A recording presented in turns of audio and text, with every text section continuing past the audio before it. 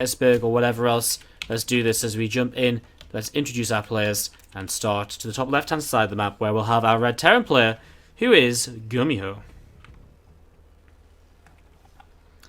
And down to the bottom right is going to be the blue Zerg from Envious. Let's hear it if you're cheering on ViOLet. Had the most convincing performance against Blight today of the 2-0, whereas Neeb and GuMiho struggled through 2-1. Neeb then fighting back against GuMiho for 2-0 right there. And so Neeb is in a prime position to move through this group. In fact, I mean, if ViOLet loses this, then he's 1-1. And GuMiho is 2-1. So then it could be 2-1 tiebreaker. So if ViOLet loses this, GuMiho goes 2-1. And then ViOLet beats Neeb. ViOLet and Neeb would both be 2-1 as well. In which case map score becomes very important. If ViOLet loses this, then GuMiho is 2-1. Oh, no. If ViOLet wins this, then he's 2-0. GuMiho is 1-2. And then it comes down to ViOLet versus Neeb fighting for first place in the group. So, be interesting to see how this goes. We'll talk a little bit more about that as time goes by here. Thank you everyone who's hitting the follow button as well. Do appreciate all of you guys showing some support to the stream.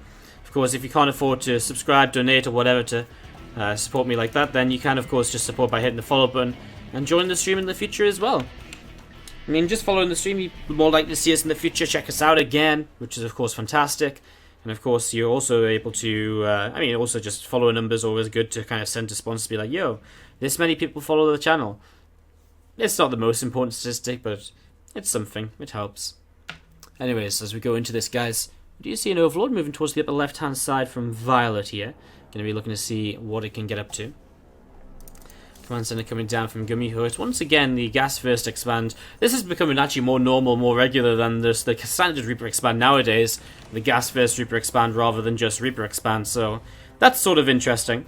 As we're going to be seeing that Reaper coming down towards the bottom right. We'll be, of course, doing the standard Reaper things, picking away a couple of Zerglings, try and get a drone kill perhaps. Just see what he can do in the very early stages of this TvZ. So Reaper across the map, going to try and harass here early as he starts to get a little bit of damage onto the first Zergling. First Zergling will go down if he can find the chance to target fire it. Kills it off there. Nice grenade to force the Zerglings back as the Reaper hops up into the high ground. So some good movement right now from the Reaper as we're just going to be seeing another grenade. Just disrupt mine a little bit longer there. And then back away once again. He's just been in that main base. Of course, he sees only one worker on gas after Ling speed starts. So that means he knows it's not going to be an immediately aggressive super fast lair like what he was playing against. Like what he was playing when Bly was playing against him. It's just extra information. He knows just one worker on gas. Well, that could mean a lot of different things in Ubertire's Carapace. It could be you could just be kind of keeping workers on gas to kind of go double Evo a little bit later. Armory comes down from GuMiho. Wow, okay then. So he's going to go for a Hellbat attack. He actually adds on another Reaper. So it's going to be a very fast Hellbat attack without a starport or anything along those lines. No medevac to help out at all. Just Hellbats and the Reapers. I guess the two Reapers designed, of course, here to kind of come in to just be able to kind of pop a grenade down or two, throw some units back, and to create a bit of a better engagement, perhaps, for those Hellbats. Doesn't, of course, therefore want to lose the Reaper, although that looks to be the case right now. It's being targeted. It's going to go down. So one Reaper falls, another Reaper comes out, and there's actually another one in production as well. So that's going to be his third Reaper of the game on the way out currently. As we're going to be seeing another couple of Hellions joined up together. They will deny the third base from being taken momentarily. 18 more Zerglings being made, but only Zerglings. 4 Queens, and there we go. Hellbats will morph in. Very early attack here from GuMiho before the 4-minute marker. He's marched into his opponent's natural expansion with 4 Hellbats and the Reaper. Grenade goes down there initially. A couple of Hellings come in. They don't do much at all just yet. The Queens just now don't really have the energy to transfuse. As GuMiho starts to be surrounded here, more and more damage being done. Hellbats going down. A Reaper gets taken down. This Hellion being chased. You can see a blast up into the skies. The 2 Hellions, the Reaper, going to continue to pull away. And we'll see those Zerglings continue to get taken down here. Hellions continue to fight and just about cleaning out the Lings there. Very interesting opening. We're going to see vehicle plating coming up, so it looks like we're going to see commitment to mech from GuMiho. As he is kind of in an alright-ish position, you know. He's on 34 workers against his opponent's 34. So he's forced a lot of units. He's sort of traded well enough to kind of make this work. I mean, ViOLet is still making Zerglings to keep on protecting, so this has definitely worked out a lot better than I thought it would, at least, for ViOLet, so that's good. As he moves across the map here with these Zerglings, we're going to see what he can do. 5 Hellions and the Reaper join up together. As we're going to be seeing the Zerglings coming in, going to start surrounding. And and trying to see what else they can get done. Hellions continue to roast away and just, well, continue to pick off a bunch more of those lings right now. So, continue to pick off a bunch more Zerglings coming up this ramp. We'll see some Zerglings moving forwards once again. And then moving up in towards the high ground. So, moving up to the high ground now. And again, Hellions just picking away at those creep tumors. So, creep continuing to fall. This is good from GuMiho. I mean, it's a lot of pressure he's putting on early, but look at this counter that's been set up from ViOLet. He starts to add on a Nidus network. He's adding on roaches as well. So he goes into roaches, he goes into the Nidus, and he gets set up here to Nidus his opponent on the counterattack. And well, there's only Hellions right now. So Nidus could get so much done here. Roaches continue to come out. First few roaches going to be finishing up shortly as these Hellbats actually going to be... Hellions morph into Hellbats in the middle of the map, probably just so they get some healing from the medevac already. But again, I mean, Queens, Roaches, Lings are all going to go into this Nidus. And into the main base it goes. There's nothing at home. 2 medevacs, 2 Hellions are not going to defend this. And GuMiho, is he going to be in trouble against the Nidus network for the second time today? There's a lot of Hellbats for him to deal with at the front though. And he may just try and fight against these first. Pulling back with these Roaches initially. The Nidus does pop. Zerglings will start streaming through. Hellbats coming in. Zerglings on their own won't be super great against this Nidus play as the Hellbats move in towards the mineral line here. That Nidus does get taken down, so this was a better defense than I was expecting out of GuMiho. As more Roaches come out, we should see another Nidus somewhere else soon though. And when the Roaches and the Queens actually do go across the map, that's going to be a little bit more problematic for our Zerg player, for our Terran player. I mean... that time, the Nidus gets shut down because he was attacking at the same time. He was forcing the Roaches and the Queens to stay over to the bottom right-hand side of the map. But now, they are going to get into that Nidus. They are going to be popping out. They are going to commit to this. And actually, the Hellbats, well, they're on their way over, but they're not going to be there in time, I don't think. Not straight away. SCVs pull in. As we'll see, units starting to come out. The Roaches, the Queens, Transfuses available, and a couple of Vikings coming out as well. I mean, they just might have to land just to add a little bit of extra damage onto this. Transfuses have been good so far, keeping units alive a bit longer than you might expect. As we see SCVs are dropping, the Hellbats starting to push through, but there's just not enough of them. And there's so many Roaches out over here. It's a great counterattack by ViOLet, and with 20 workers killed, he looks to get even more done now as he continues to pick off more Hellbats. A tank on the high ground might be problematic, but I actually see the Nidus being placed up there, and so some Zerglings, some Roaches might be able to start kind of looping around the other side. You're going to see those Roaches going up the ramp, and it's going to be seeing the Hellbats moving forwards. Vikings as well continue to trade.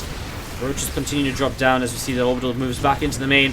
Lings continue to come across the map, going to run up this ramp. Here we go, going to fight once again. We see one tank going down. Hellbat continuing to fight here as well. Zerglings continue to stream out. We're going to see another Hellbat going to get taken down. ViOLet's actually just going to type out GG because he realizes he's not going to break his opponent despite the damage he was doing. Let's load this up. Let's go in game. Let's talk StarCraft 2. To the bottom right hand side, the blue Terran player.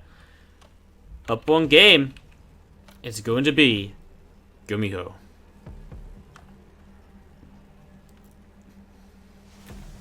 And the upper left, the red Zerg is of course Envious ViOLet. WTF ViOLet, he was ahead in eco still? He wasn't really. He was up 8 workers against triple CC, so I don't think he was ahead at all. I think he was dead. I mean, he committed so much to that. He definitely wasn't ahead, guys. I think if you went back and saw the replay at the end, you'd realize that he's just behind because he doesn't have a drone count. He's playing against mech, and he's traded very badly. It was an attack which really did have to win the game, and he wasn't going to win the game. He's getting cleaned up, so it's one of those games which kind of looks at first like, wait, what? But then you sort of realize the situation, like, well, yeah, that sort of does make sense. So, early on here, just hatch gas pool against, once again, a gas first Reaper expand, most likely. It would be very weird to see the gas first in TvZ leading into a, like a very fast factory. That would be very strange.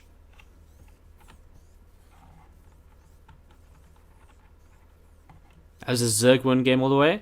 I really have to disagree. I mean, it was 27 workers to 35.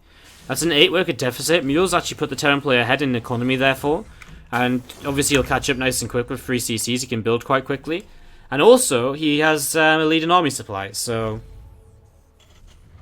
I don't know. I'm pretty confident it was not a rage crit or a miss crit. It was definitely a Terran victory. But I know it's just one of those things where I think if ViOLet had stayed in the game like 20 more seconds and everything in the main base of his had died, and you'd been able to kind of sort of see the situation happening 20 seconds later, I think you would have probably realized that that was going to be game over. Anyways, not important now. Well, it is, because GuMiho has a 1-0 lead because of it, but no point talking about the intricacies as we go into this game number 2. Factory is going to be finishing up here in a moment or so. A couple of Marines coming out of this reactor. Looks like he's going to build a couple more. I wonder if we just go into a tank evac straight away, or I wouldn't mind drop into tank evac early on. It is a popular map for that, with the rocks over to this side, blocking access to the left, and so tanks over in this direction can be very, very powerful. So tanks in that sort of location can be very powerful indeed. Starport comes down now from GuMiho. Factory lands onto the reactor. A couple of Hellions starting up. And so it is just going to be 4 Marines into a couple of Hellions. Not going to be a Widow Mine / tank evac drop like I was talking about. And the CV comes out. Going to build up a depot over here.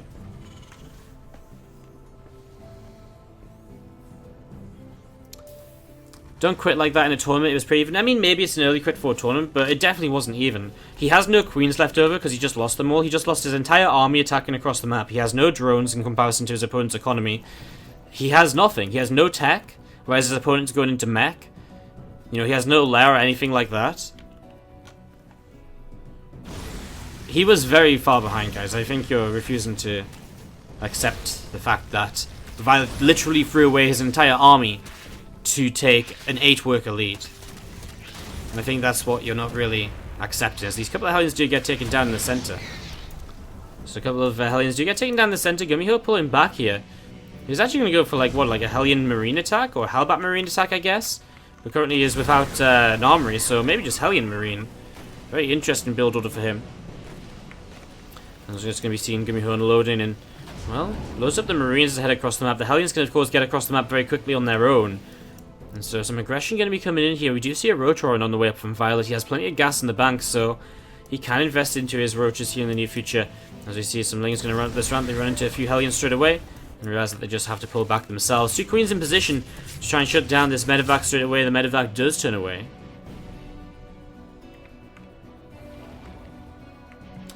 I'm just going to be seeing those Zerglings from ViOLet just going to sit up to this top side. Single Ling going to sit over to the left and just take a little bit of map control. Viking is out, starting to pick away Overlords, and, well, GuMiho has not really done too much damage here super early, although now the armory coming in, he is going to commit into this Hellbat attack, so, albeit a little bit later than we might have originally expected, he is still going to be coming in here. Nice lift-ups on the Marines as they get low in health, just to make sure he keeps them safe. Cute little bit of extra micro as Hellions starting to come across the map, tries to hide as many as possible from that Overlord here, to try and minimize ViOLet's preparation for this incoming Hellbat attack as Marines moving forwards. That's going to start moving in. A few more Hellions from the back as well, joining up once again.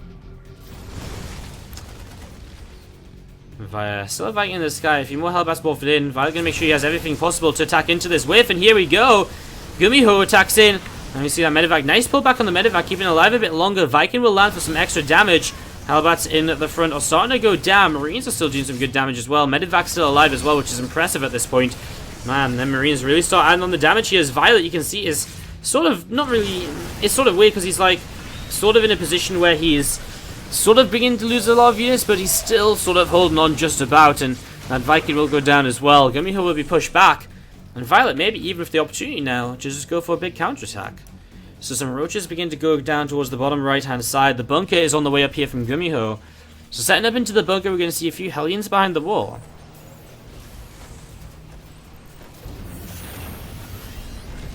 In fact, you're going to move back onto Tech Lab now. Get ready to fight against those Roaches. Double Engineering Bay coming down. So this time we are going to be seeing GuMiho not playing the mech playstyle, but rather going into bio. Question is, does he get to that kind of stage where he's actually going to kind of survive to get to there? I mean, Lings get through, the SCVs don't manage to block in time, the bunker wasn't there to be repaired. Marines doing a good job working their way through these Roaches, but 11 workers going down is good damage by ViOLet, and he is starting to get rid of the Marines. As the Marines disappear, the Roaches will just get rid of so much more, and all of a sudden we see ViOLet is going to be getting rid of every single SCV on this natural. At the same time, counterattack a few Hellions will start to get rid of a few extra workers. As Queens continue to fight here, Roaches still fighting. A couple of Ravagers are going to be finishing up as well. Tank will siege on the high ground. We'll start to fire onto those Roaches now. and actually doing quite a bit of damage. Roaches and Ravagers are going to move up this ramp, just try and trade as best he can towards the end here. 25 SCVs killed against the 8 drones across the map by these Hellions/Hellbats. GuMiho sits 19 workers behind, drops a couple of mules into the natural middle line, and he's just going to GG out himself, saying, yeah, you've done enough here. This final map of this series. To the bottom right-hand side, we'll kick things off with the Red Zerg player. It's going to be ViOLet. Representing Team Envious, of course. Right on the brink of a trip to BlizzCon. So close. So close. To the bottom left-hand side, our teal Terran player. It's GuMiho from Team MVP. If I sub, will you send me all the replays I have? Like, all the replays I have? Like, from years ago? I'm sending out a replay pack in the next few days. I can send you the replay pack from July as well if you want, Rexa. I can, if you really want, I can give you access to all the old replay packs too, if you really want, because, I mean, they're out of date, so they're not, there's no real kind of, it's not really like screwing other people over. You know, you stay subbed for, if you stay subbed for replay packs because you want the fresh replays, right? So, if you want replays, I can send you a good chunk. But the ones right now, I don't have a set ready for the ones right now until the end of August, which is obviously just a few days away. But I can send you the start of August and July, I guess. Hashtag anything for money, hashtag sellout Wardy. I'm just trying to stay alive, guys. I'm just trying to make enough money to eat. No, I'm joking, of course. I'm not that desperate. Actually having a very good month here on the stream and in general in terms of making money, so that's alright. Overlord currently heading over to the left-hand side of the map here. You're going to see a expansion on the way up from GuMiho. So an expansion on the way up from GuMiho, he's going to see him for the first time today. He's going into a double racks opening. So he's going for that 2-1-1 double medevac stim drop. This is the first time we've seen this today from GuMiho. It's crazy, because this is the most popular. In fact, there's even a thread on our StarCraft right now, which is like diversity in the TvZ matchup.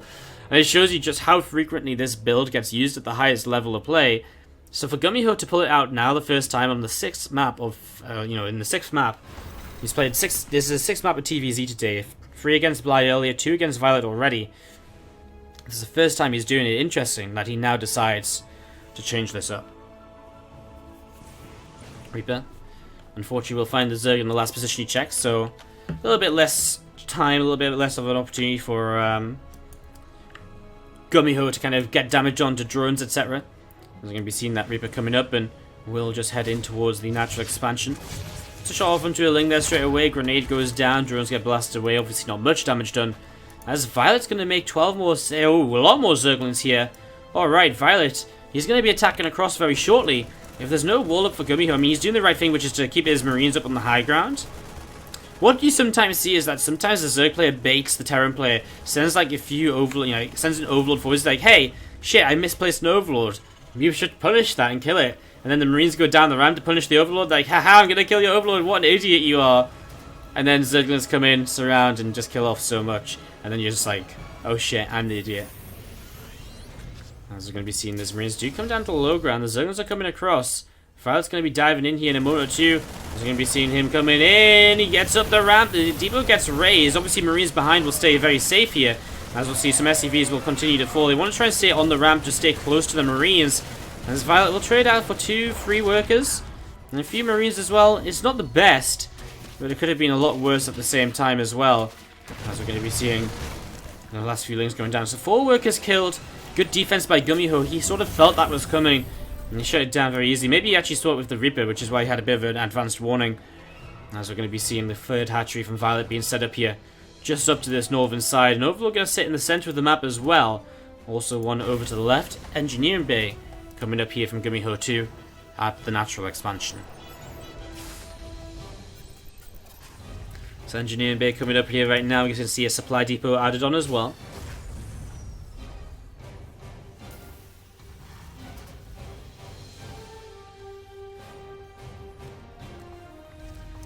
Stim pack going to be finishing soon for GuMiho. Of course, don't forget he is heading in towards this double medevac stim drop, so we are just waiting for those medevacs to come out so you can start being aggressive.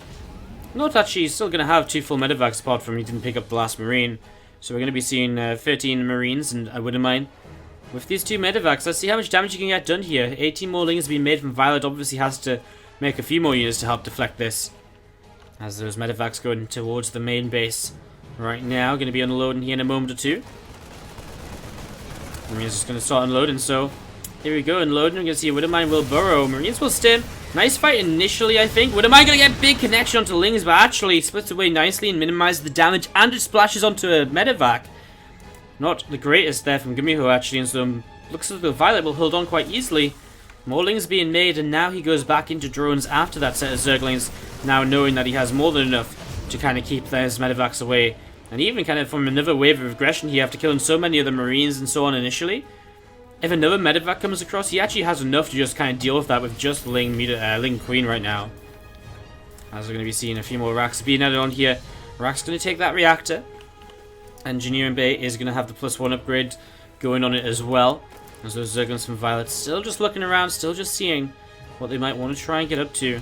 Medevac up top here as well, just going to start unloading. Just cleaned up his Zergling on the watchtower. As you can see, those lings are running on in. And again, Marines are going to be forced to lift. Combat shield's going to be finishing soon, 10 seconds away from completion. As we're going to be seeing the lings coming in, they do surround Marines once again. So Queen's just going to start, well, I say start, keep on pushing the creep out in towards the center of the map now. Reaching that halfway point, it's got creep down the south as well. Would be actually nice to keep that GMO going down here, just get that southern pathway covered too. Obviously in these horizontal spawns, Terran players will love to push through any angle they can get. And that bottom pathway is a favoured one because of how choky it is and how impossible it is for the Zerg to really come in with a kind of engagement with a flank and trade efficiently in that position. I'm going to see Marines continue to move forwards here.